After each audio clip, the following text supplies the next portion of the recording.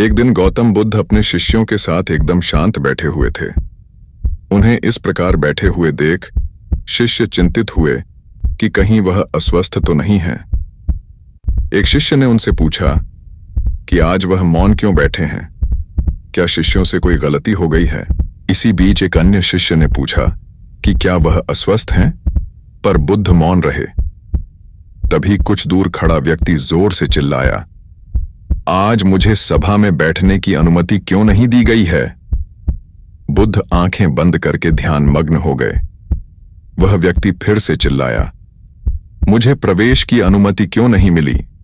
इसी बीच एक उदार शिष्य ने उसका पक्ष लेते हुए कहा कि उसे सभा में आने की अनुमति प्रदान की जाए।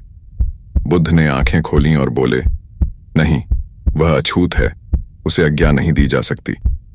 यह सुनकर शिष्यों को बड़ा आश्चर्य हुआ। बुद्ध उनके मन का भाव समझ गए और बोले, हां, वह अछूत है। इस पर कई शिष्य बोले, हमारे आश्रम में जात पात का कोई भेद ही नहीं, फिर वह अछूत कैसे हो गया। तब बुद्ध ने समझाया, आज वह क्रोधित होकर आया है। क्रोध से जीवन की एकाग्रता भंग होती है। क्रोधी व्यक्ति प्राय मानसिक हिंसा कर बैठता है, इसलिए जब तक वह क्रोध में रहता है तब तक अछूत होता है। इसलिए उसे कुछ समय एकांत में खड़े रहना चाहिए। क्रोधित शिष्य भी बुद्ध की बातें सुन रहा था।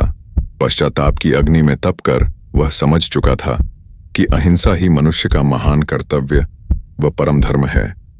वह बुद्ध के चरणों में गिर पड़ा और कभी क्रोध न करने का प्रण लिया। आशय यह है कि क्रोध के कारण व्यक्ति अनर्थ कर बैठता है और पश्चाताप उसे बाद में होता है, जिसका कोई लाभ नहीं मिलता। इसलिए हमें क्रोध नहीं करना चाहिए। असल मायने में क्रोधित व्यक्ति अछूत हो जाता है और उसे अकेला छोड़ देना चाहिए।